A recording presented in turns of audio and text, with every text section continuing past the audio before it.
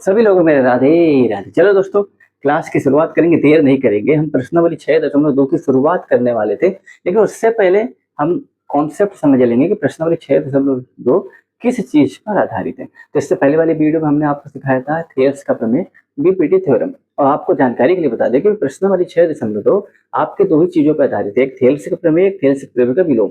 अब पूरा सवाल, जितने भी सवाल हैं सब इन्हीं दोनों पे ही आधारित है, इन्हीं से संबंधित सवाल आने वाले, ठीक है। और हम इनको क्यों बता रहे हैं, इससे पहले वाले में हमने आपको बीपीटी का प्रूफ करना सिखाया था। आज हम बीपीटी के विलोम का प्रूफ करना सिखाएंगे। क्यों? क्योंकि हर साल ले लीजिए या एक साल अल्टरनेट करके ले लीजिए, कहीं ना कहीं आपको इन दोनों में से एक प्रमेय प्रूफ करने को आती ही आती, इसलिए वेरी वेरी इंपॉर्टेंट है, ठीक है ना। इन दोनों को प्रूफ आपको आना चाहिए। तो आज हम सीखने वाले हैं थेयर्स प्रमेय का विलोम, ठीक है। तो जल्दी से पहले आपको हम कथन समझा दे रहे हैं क्या होता है। हमसे कह रहे हैं यदि कोई रेखा किसी त्रिभुज के दो भुजाओं को एक ही अनुपात में विभाजित करे, यदि कोई रेखा किसी त्रिभुज के दो भुजाओं को एक ही अनुपात में विभाजित करती है तो वो रेखा तीसरी भुजा के समांतर होती है, ठीक है। हमें उम्मीद है कि आपको हमारा कथन समझ में आया होगा ये क्या कहने वाला है। अब कहने का मतलब आपको क्या प्रूव करना है, जो डीई है समांतर बीसी के है, ये कह रहा है कथन। ये आपको प्रूव करके बताना भाई कैसे है, ठीक है ना। ये आपको प्रूव करके बताना है कैसे, ठीक है। अब हम इस चीज को मिटाएंगे, क्यों मिटाएंगे? क्योंकि भाई इसकी तैयारी करेंगे प्रूव करने की, हमारे पास जगह नहीं है, ठीक है ना। अब देखो, सवालों को करने का अपना एक तरीका होता है। हमने आपसे पहले भी बताया था कि अगर जैसे स्टेप बाय स्टेप जो प्रूव करने वाले सवालों को करने के तरीके होते हैं, अगर आप ऐसे सवाल को करेंगे तो आपको पूरे के पूरे नंबर परीक्षा में मिलेंगे। कैसे? ध्यान देना, पहले हम क्या लिखते हैं, पहले लिखते हैं दिया है, गिवन पर क्या है, ठीक है ना। ध्यान देना। आप चलते हैं, इसकी शुरुआत करते हैं हल।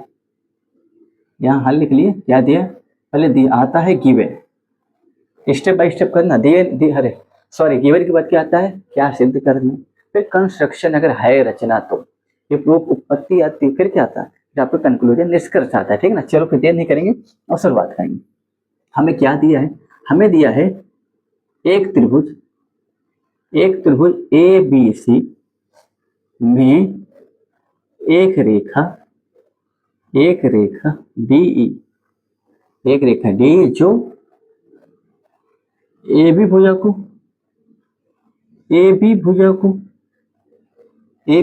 को डी पर तथा एसी भुजा को ई पर काटती। ये गिवन पे है ना, जो स्टेटमेंट हमारा कह रहा था, हमने तो स्टेटमेंट मिटा दिया क्योंकि जगह नहीं था। यही चीज है ना स्टेटमेंट, कि भैया एक त्रिभुज एबीसी में, ये त्रिभुज एक एबीसी है, इसमें एक रेखा ये डीई है जो ए बी को डी पर, एसी भुजा को ई पर काटती। और क्या दे रखा है, और ये दिया था कि भैया इन दो भुजाओं को एक ही अनुपात में काटती है। अर्थात क्या है भाई, दोनों भुजाओं को एक ही अनुपात में काटती है, तो कहने का मतलब क्या है, अर्थात में आप क्या लिखोगे, अगर इस चीज को आप अल्फाबेट में लिखना चाहो, अर्थात क्या कह रहा है कि एडी अपॉन जो डी बी है, इसका रेशियो जो है ए अपॉन ए सी का क्या है, इक्वल। यही चीज तो कथन कह रहा है कि भाई एक रेखा है किसी त्रिभुज के दो भुजाओं को समान अनुपात में काटती है। समान अनुपात मतलब कि इनका जो रेशियो होगा, इनका रेशियो आपस में समान होगा, ठीक है। तो वही चीज हमने लिख दी, इसको समीकरण एक मान लिया जो हमें प्रमेय में कह रहा था। क्लियर है ना, यहाँ तक कोई समस्या नहीं? यही चीज तुमसे पूछा था। हाँ, अब चलो भैया गिवन हमारा हो गया। अब देखो भाई सिद्ध क्या करना है, अब ये लिखो भाई हमें सिद्ध क्या करना है। हमें सिद्ध क्या करना है, वो जो डीई है वो समांतर है बीसी के, जो रेखा है इसके समांतर है, ये मैं कथन कह रहा था और यही हमको प्रूव करना है, ठीक है ना। यही हमको प्रूव करना, हमें नहीं लगता कि आपको यहाँ तक कोई समस्या है। अब देखो, कंस्ट्रक्शन अगर है, रचना है तो हम लिखेंगे, नहीं तो डायरेक्ट उपपत्ति में आएंगे। तो यहाँ पर कंस्ट्रक्शन है, ठीक है ना। कैसे? ध्यान दें। अब रचना हम करेंगे। अच्छा, रचना में माना वगैरह दोनों आते हैं, ठीक है ना। रचना में माना लेट भी आता है, ठीक है। अब हम क्या करेंगे, ध्यान देना, हमने यहाँ पर एक बिंदु लिया ई डैश, ये आपको पता होना चाहिए, एकदम नजदीक लेंगे कि लगा ही ना। ध्यान देना कैसे लेंगे, ध्यान देना भैया, ये ई हो गया, यहाँ पर एक ले लिया ई डैश, ठीक है ना, और ऐसे इसको मिलाया, ये मिला दिया, ठीक है। अब ऐसा हमने क्यों किया, ध्यान देना, ये हमें माना, तो हमने क्या रचना में माना कि माना देखो यहीं से पूरा खेल शुरू होगा। कैसे शुरू होगा, ध्यान देना, माना डीई समांतर बीसी के नहीं है, डी समांतर बी सी के नहीं। अच्छा ये करना पड़ेगा, हाँ ये करना ही पड़ेगा, तभी आप कर पाओगे, नहीं कर पाओ। माना डी समांतर बी सी के नहीं है, और जब डी समांतर बी सी के नहीं तो हमने एक क्या, हमने देखो हाँ, हम रचना क्या करेंगे, डी समांतर बी सी के नहीं है, तब डी को, हाँ तब ए सी में एक बिंदु ए डैश लिया, ठीक है, और डी को ए डैश से मिलाया, क्या लिखोगे, मिलाया, ठीक है ना, इसी को, हाँ डी को ई डैश से मिलाया, जो डी प्राप्त हो, ठीक है ना। हमने क्या बोला कि भैया कंस्ट्रक्शन क्या करेंगे, ध्यान देना, ये चीज आपको स्टेप आपको लर्न करना है। हमने क्या बोला कि डी समांतर बीसी के नहीं, ऐसा क्यों, हम इसमें कॉन्ट्राडिक्शन मेथड लगाएंगे, विरोधाभास विधि, जो हम परिमेय संख्या को, सॉरी फर्स्ट चैप्टर में अपरिमेय संख्या को प्रूफ करने के लिए लगाते थे, ठीक है, वही चीज लगाएंगे। माना डी समांतर बीसी के नहीं है, कॉन्ट्राडिक्शन मेथड लगाएंगे। तो कॉन्ट्राडिक्शन मेथड्स क्या होता है कि हम चीजों को उसके अपोजिट मानते हैं, ठीक है, हमें कह रहा है तो हम कहते हैं नहीं है, ये होता है कॉन्ट्राडिक्शन मेथड। तो डी समांतर बीसी के नहीं है, तब एसी से एक बिंदु ई डैश लिया एसी में, एसी भुजा पर, और डी को ई डैश से मिलाया, तो डी हमें प्राप्त हुआ। इतना आप लिख लो, ठीक है, इतना आप लिख लो। अब उपपत्ति की बारी है, प्रूफ की बारी है, जो चीज हमें लिखवाना था हमने लिखवा दी, आपको लिखना पड़ेगा नंबर से। अच्छा कोई जरूरी नहीं कि जो चीज हमने लिखवाई वही आप लिखो, बच्चा यहीं पे फेल हो जाता है, रटने की कोशिश करता है। हम कह रहे हैं आप अपनी भाषा में लिखो, आप अपनी भाषा में जो समझ में आए वही लिखो, लेकिन भाव समझ में आना चाहिए एग्जामिनर को, आपको फुल नंबर देगा। नकल की वो चीज समझ में आए, क्योंकि रटा रटा अगर आप सेम इसी चीज को लिखने की कोशिश करोगे भूल जाओगे। ये जो हमने लिखा है कोई रट के नहीं लिखा, हमें जो दिमाग में आया हमने वो चीज लिख दिया। भाव समझ वाले को आना चाहिए सामने वाले एग्जामिनर को। तो आप भी अपने मन से भाई लिखोगे ना कि एक त्रिभुज ए बी सी हमें दिया है, अपने भाई जो चीज दिया है उसको अपनी भाषा में लिखना है, ठीक। चलो आप पहले इसको लिख लो, या फिर इसका स्क्रीनशॉट ले लो। अब चलते हैं आगे, ध्यान देना, ये हटाएंगे, ठीक है ना। इस समीकरण याद किए रहे ना, जो हमको दिया हुआ है, पहले वाला दिया हुआ है, इसको याद किया होना, ठीक है ना।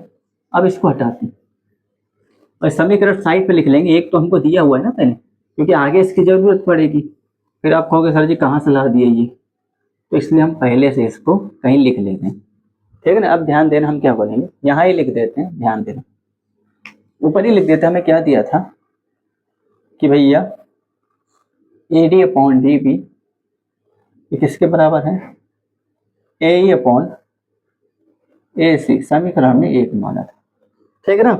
यहाँ तो कोई समस्या नहीं होनी चाहिए। अब आते हैं प्रूफ में, चलो अब प्रूफ कर लेते हैं। प्रूफ क्या है, ध्यान देना, हम लगाएंगे कॉन्ट्राडिक्शन मेथड। क्या लगाएंगे, विरोधाभास विधि, इसमें लगाएंगे विरोधाभास विधि, विरोधाभास विधि से। अच्छा विरोधाभास विधि क्या होता है, जो चीज है हम उसको उसका उल्टा मानते हैं। क्या होता है, हमें देखिए डी ई समांतर बी सी के लिए हम लेके चलेंगे कि डी ई समांतर बी सी के नहीं है, ठीक ना। हम क्या लिखेंगे भाई, हमने रचना में यही कर रखा है कि भाई डी ई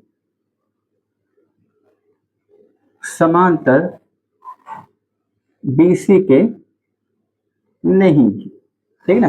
डी समांतर, या फिर ऐसे लिख लो भाई डी ई समांतर बी सी के नहीं है। हमारे हिसाब से डी ई डैश जो है वो समांतर है बी सी के। हमने क्या बोला कि भाई डी समांतर दे रखा है, विरोधाभास विधि क्या होता है उसका उल्टा मान, हम मानते हैं डी समांतर नहीं। हमने क्या माना रचना में कि भाई डी ई डैश जो है वो समांतर है बी सी के।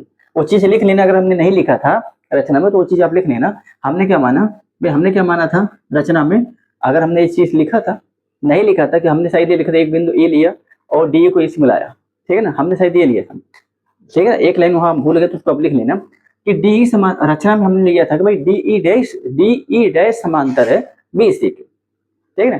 हमने क्या बोला भाई, हम डी को समांतर नहीं मान के डी ई डैश किसके समांतर है, बी सी के, उस लाइन पर लिख लेना, ठीक है। तो भाई हमने क्या लिया था कि भाई डी ई डैश समांतर है बी सी के, विरोधाभास है।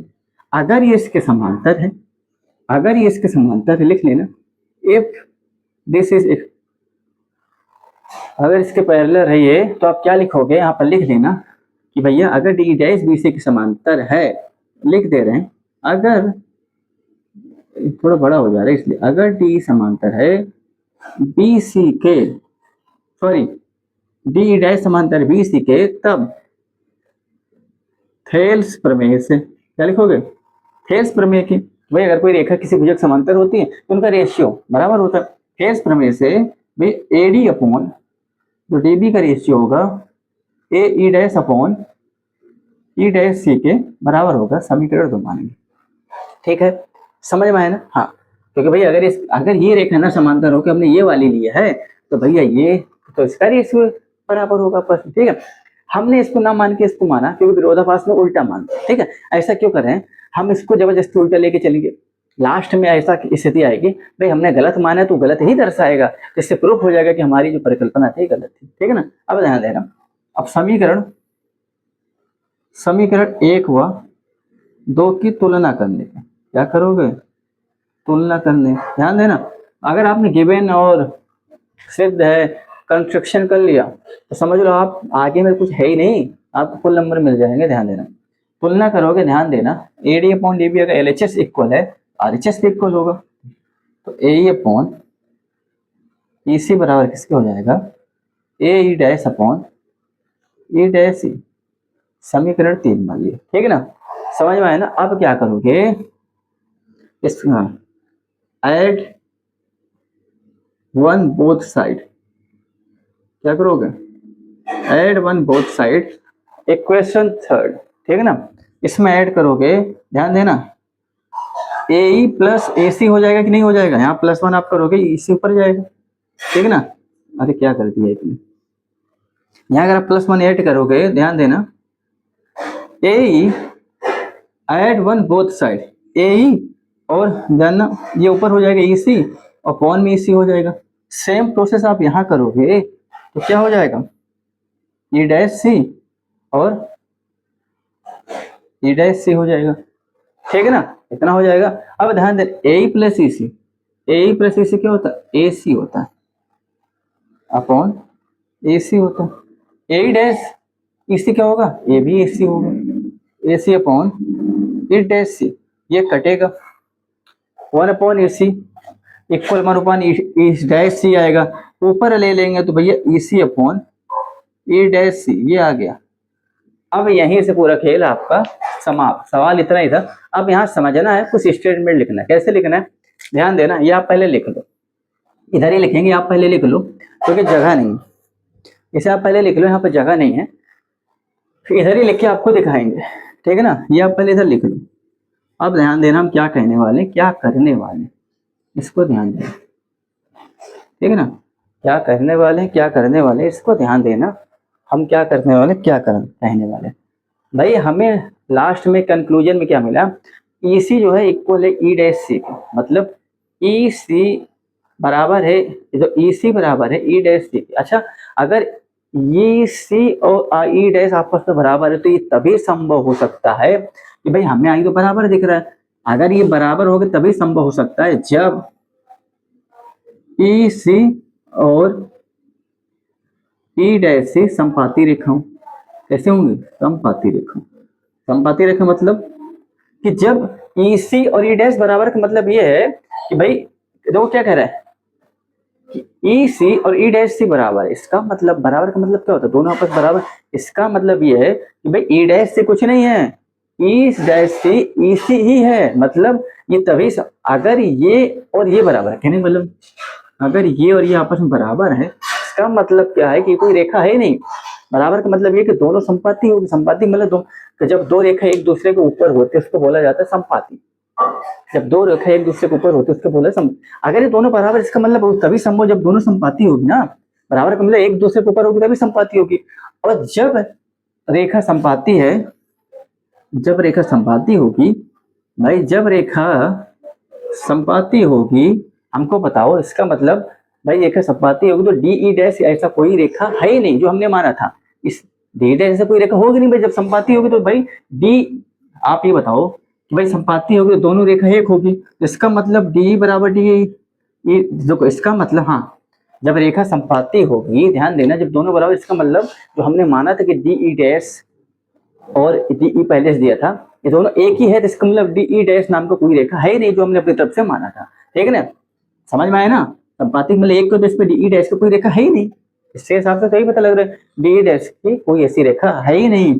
अतः अतः ये लिखना होगा, अतः डी समांतर बी सी के है, ये आपका प्रूफ हो गया। अब हमने बता दिया कैसे, ठीक है ना भाई। जब दोनों बराबर हो गए, इसका मतलब ये और दोनों बराबर जब एक दूसरे के ऊपर होगी, संपाती रेखा होगी, तभी संपाती हो जाएगी, मतलब डीई और डी ई डैश आपस में मिल गई, इसका मतलब मिलकर ओवरऑल डीई ही है ये, ठीक है ना। ऐसा डी डैश का कुछ है नहीं, ओवरऑल क्या है डी, जब डीई है तो डीई समांतर बीसी के, हमने माना डी डैश समांतर बीसी के, गलत हमारी कल्पना, क्या लिखोगे डीई समांतर बीसी के, आपका प्रूफ होगा। क्लियर है, हम उम्मीद करते हैं आपको समझ में आएगा।